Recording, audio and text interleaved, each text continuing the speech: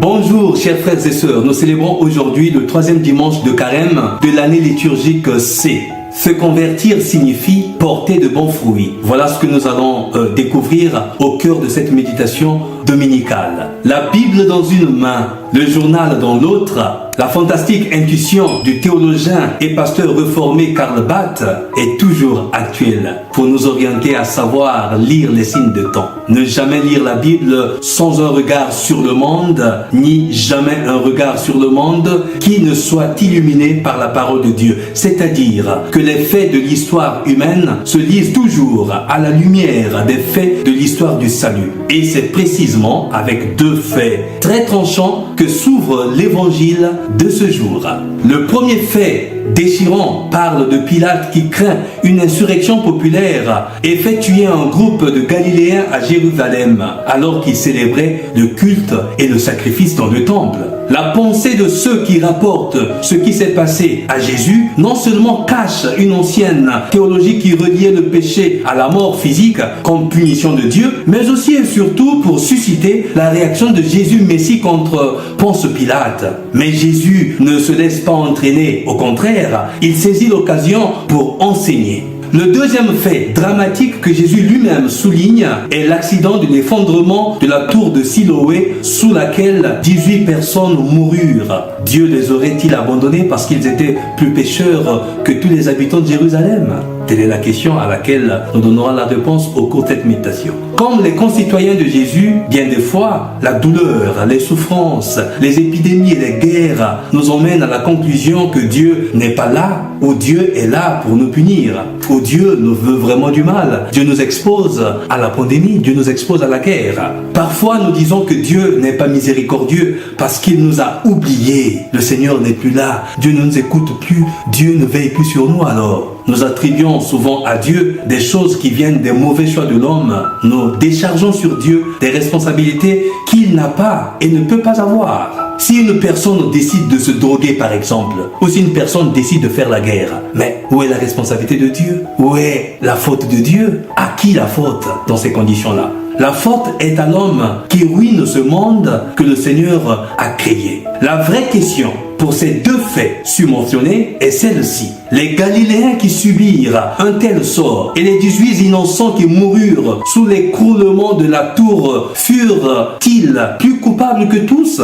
Non, répond Jésus. Mais si vous ne vous convertissez pas, vous périrez tous de la même manière, ajoute-t-il. Au lieu de perdre du temps à condamner Pilate ou les victimes en jugeant vaguement des faits et des événements, Jésus conduit plutôt le regard de chacun de nous à la prise de conscience individuelle pour un jugement personnel sans délai. Comment peux-tu changer le monde si tu ne changes pas d'abord ton cœur, si tu ne changes pas toi-même? La première lecture vient évidemment nous donner des réponses à tout cela. La première lecture vient en aide à nos différentes interrogations. Nous sommes émerveillés en lisant le récit de l'appel et de la vocation de Moïse. Bien que loin de son peuple asservi et opprimé en Égypte, Moïse ne l'a jamais oublié. La manifestation du Seigneur dans le buisson ardent bouleverse son quotidien et tous ses projets. Sur l'Horeb, montagne de Dieu, le Tout-Puissant se fait connaître à Moïse et lui révèle son nom, Yahvé, qui signifie « Je suis celui qui est ».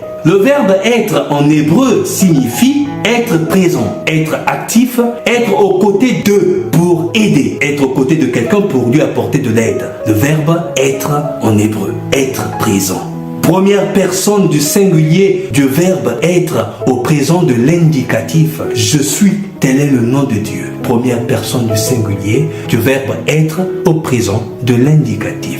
Qu'est-ce que ça signifie? Si tu n'es pas là pour changer le monde, pour aider, pour apporter l'amour, le pardon et la paix, qui sera là et qui le fera à ta place? Voilà ce que ça signifie. C'est une interpellation très importante par rapport à cette révélation du nom de Dieu. Je suis. Parfois, nous créons des images de Dieu qui ne sont pas l'expression de son vrai visage. Dieu n'est pas une idole, ni un distributeur automatique ou un bouche-trou. Quand nous avons des situations à combler, à régler, eh bien, nous allons chez lui. Dieu n'est pas un distributeur automatique de grâce et de bénédictions. Dieu n'est pas un bouche-trou. Nous avons parfois des images erronées de Dieu. C'est pour cela que les réponses à nos prières tardent quelquefois. Le Dieu de nos pères est celui qui entend le cri des opprimés, connaît leurs souffrances et se range de leur côté. Nous donnons la mission précise de faire quelque chose. Le Dieu de nos pères, notre Dieu, n'est pas une idole. Notre Dieu se présentifie chaque fois que toi tu te rends présent aux côtés des hommes qui souffrent, et Dieu se fait présent. Le Dieu qui nous parle du buisson ardent, à savoir l'Eucharistie ou la messe,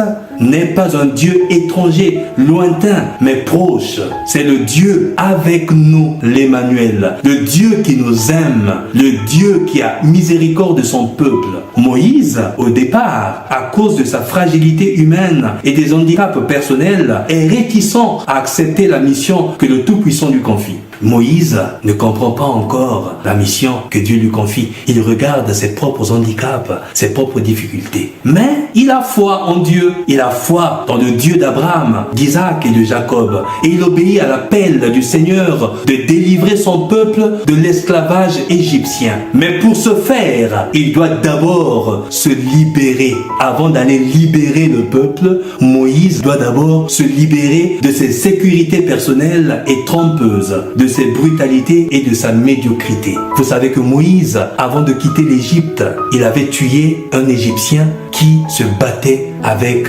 un Hébreu. Et Moïse, par peur, puisque la nouvelle s'était répandue, il va fuir en passant par le désert de purification avant de se retrouver chez Jéthro, où il trouvera une compagne qui deviendra sa femme, et il trouvera une maison et un travail pour paître le troupeau de son beau-père Jéthro. Et c'est là, en accomplissant sa mission auprès de Jéthro, que Moïse rencontrera le Seigneur dans le buisson ardent. Et donc Moïse doit d'abord se débarrasser de sa brutalité personnelle, de sa médiocrité, de ses propres assurances, de ses propres convictions. Il doit d'abord s'en libérer avant d'aller libérer le peuple. C'est pour ça que le Seigneur lui dit: retire les sandales de tes pieds, car le lieu où tu te tiens est une terre sainte. C'est-à-dire, apprends à ôter tes sandales devant la sacralité de l'homme. Apprends à respecter la dignité de la personne humaine. Cesse de tuer Moïse toi aussi et va délivrer mon peuple.